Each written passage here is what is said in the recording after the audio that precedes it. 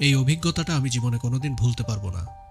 সেই সময়টা যখন আমি সদ্য নার্সিং শুরু করেছি, শিশুদের ওয়ার্ডে রাতের শিফটে কাজ করছিলাম। হাসপাতালের সবচেয়ে পুরনো একটি উইংয়ের দায়িত্ব ছিল আমার। আর সেখানে এমন একটি ঘটনা ঘটেছিল যা আজও আমার মনে গভীরভাবে গেঁথে আছে। রাত প্রায় শেষের দিকে, প্রতিদিন ঠিক ভোর 6টার দিকে কিছু অদ্ভুত ঘটনা ঘটতে শুরু করত। শিশুরা, যাদের অনুভূতি বড়দের তুলনায় অনেক বেশি তীক্ষ্ণ, হঠাৎ করেই বলতো ডাক্তার এসেছিলেন।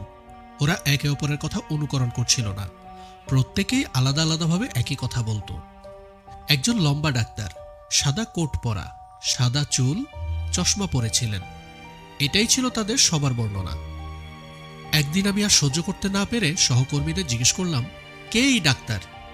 তারা খুব স্বাভাবিকভাবে বলল, ও, এটা নিশ্চয়ই ডক্টর স্টিফেন। উনি আগে এখানে কাজ করতেন, অনেক দিন আগে মারা গেছেন। আমরা বিশ্বাস করি তিনি এখনো মাঝে মাঝে রাউন্ডে আসেন বাচ্চাদের দেখতে। সবচেয়ে অদ্ভুত ব্যাপার হলো, আমি ওই ডাক্তারের কোনো ছবি কখনো দেখিনি, কিন্তু প্রতিটি শিশুই ঠিক একই রকম বিবরণ দিয়েছে। এই ঘটনাটা আমার মনে এক গা ছমছমে অনুভূতি তৈরি করেছিল। হয়তো যারা আমাদের ছেড়ে চলে গেছেন তারা আসলে আমাদের কাছেই থাকেন। হয়তো কোনো এক অস্পষ্ট জগৎ থেকে তারা এখনো তাদের দায়িত্ব পালন করে যাচ্ছেন।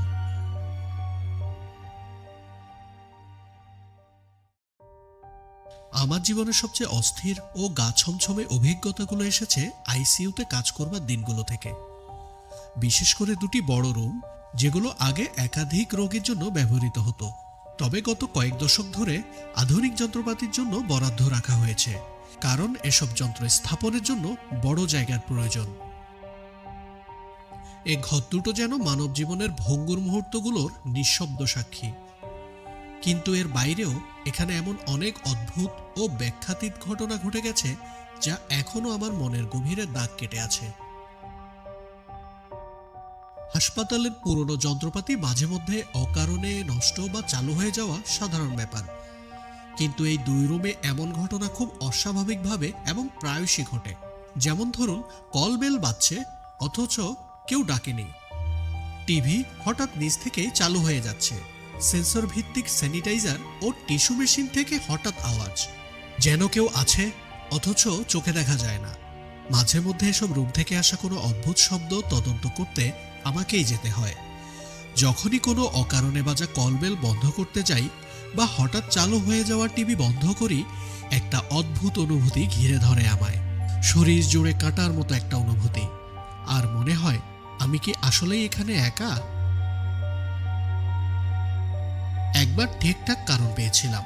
হাউসকিপিং কর্মী এক কলবেল পরিষ্কার করছিলেন, কিন্তু বাকি সববার আমি খালি রুমেই গিয়েছি, আর প্রতিবারই নিস্তব্ধতায় যেন এক অদৃশ্য ভয় চিৎকার করে উঠেছে। এরকম প্রত্যেকটি মুহূর্তেই আমার শরীরের মধ্যে শীতল এক স্রোত নেমে গেছে, আর মনের মধ্যে প্রশ্ন এসেছে, আমরা কি সত্যিই একা?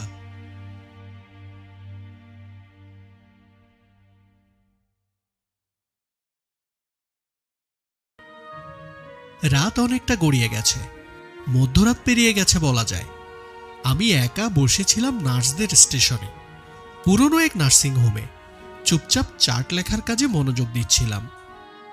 হঠাৎ করেই যেন অদৃশ্য কোনো শক্তি এক ঝটকায় সব চার্ট তাক থেকে নিচে ফেলে দিল। পুরো তাক থেকে চার্টগুলো ছিটকে মেঝেতে পড়ল একসাথে, হঠাৎ করেই। আমি আর কিছু ভাবিনি, ততক্ষণে ব্যাগ ট্যাগ উঠিয়ে দৌড় দিয়েছি অন্য স্টেশনের দিকে। আমার পুরো ক্যারিয়ারে কখনো এমন ব্যাখ্যাতীত কিছু দেখিনি। তাকটা একেবারে ঠিকঠাক ছিল, কোনো ঢিলা বা নড়াচড়া তো দূরের কথা, তাও এমনভাবে সবকিছু নিচে পড়ে যাওয়া, এটা কোনোভাবে স্বাভাবিক ঘটনা ছিল না। সে রাতটা বাকি সময় কারো না কারোর সাথে থেকেই কাটিয়েছি, একদম একা থাকার সাহস করতে পারিনি। আমি যখন একটি কমিউনিটি নার্সিং হোমে নার্স ম্যানেজার হিসেবে কাজ করতাম, তখন এক রাতে এক অসুস্থ সুপারভাইজারের পরিবর্তে শিফট কভার করছিলাম। রাত ঠিক 2:50 এমন এক ঘটনা ঘটল যা আজও আমাকে স্তব্ধ করে দেয়।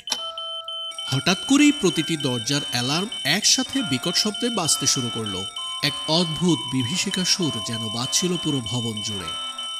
প্রথমে ভেবেছিলাম সিস্টেমে কোনো গোলমাল হয়েছে, কারণ একসাথে এতগুলো বাসিন্দা বের হওয়ার চেষ্টা করছে, এটা অবাস্তব। আমি পুরো টিমকে, বিশেষ করে নতুন কর্মীদের পাঠালাম প্রতিটি দরজা পরীক্ষা করতে। 20 মিনিট ধরে এই অশান্তি চলতে থাকলো। তখনই একজন অভিজ্ঞ নার্স তার বিরতি শেষে ফিরে এলেন। চারপাশের অ্যালার্ম, আমার হাতে ধরা কন্ট্রোল বক্স সব দেখে তিনি এক দৃষ্টিতে বললেন, জানালাটা খুলুন, কলিন বের হতে চাইছে।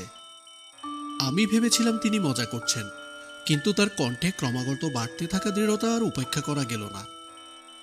ও রাগ করে যাবে, জানালাটা খুলুন। অবশেষে আমি জানালাটা খুললাম।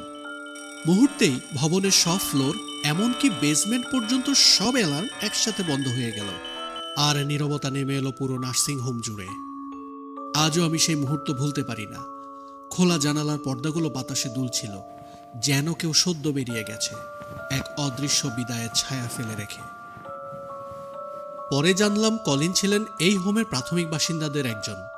তার আর কেউ ছিল না। আর এমন অ্যালার্ম নাকি প্রায় বেজে ওঠে নার্সিং হোমে, বিশেষ করে যখন সব দরজা জানালা বন্ধ থাকে।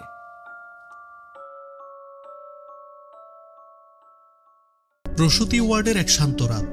কোনো রোগী ছিল না।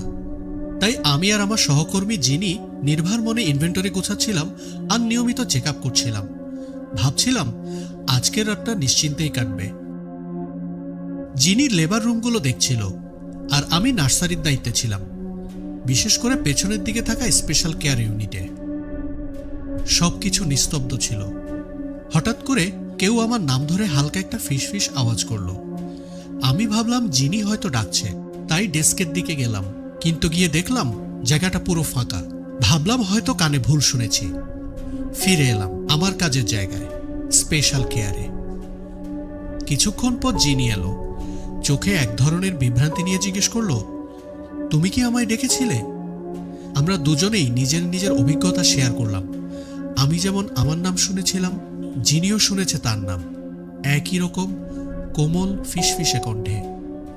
আর তখনই আমাদের গা দিয়ে ঠান্ডা একটা শিহরণ বয়ে গেল, কারণ আমাদের ইউনিট ছিল নবজাতক সুরক্ষার জন্য একেবারে সুরক্ষিত। বাইরের কেউ কোনোভাবেই ঢুকতে পারে না। তাই সেই মৃদু নাম ধরে ডাক, একটা নিঃশ্বাসের মতো হালকা শব্দে আমাদের মনে প্রশ্ন জাগালো, আমরা কি সত্যিই ওই রাতে একা ছিলাম? আমি একটি খুব ছোট হাসপাতালে কাজ করতাম, মাত্র 30টি বেডের মতো। এক রাতে আমরা নার্সদের স্টেশনে বসেছিলাম। তখন আমাদের ডান পাশের ছোট করিডোর থেকে হঠাৎ করেই প্রচণ্ড জোরে টিভির আওয়াজ এলো, ভলিউম একেবারে সর্বোচ্চ। আমি আর আমার এক সহকর্মী সেই করিডোর ধরে হাঁটলাম আর চেক করলাম কোথায় টিভি চালু হয়েছে। সেই করিডোরে একটি মাত্র রুম আছে যার দরজা বন্ধ এবং দরজায় লেখা ডু নট এন্টার, মেইনটেনেন্সের রুম। আমরা বাকি খোলা রুমগুলোতে ঢু মারলাম, কোথাও টিভি নেই। তাই বাধ্য হয়ে বন্ধ দরজাটা খুললাম। রুমটা একেবারে ফাঁকা, শুধু একটা টিভি রাখা আছে।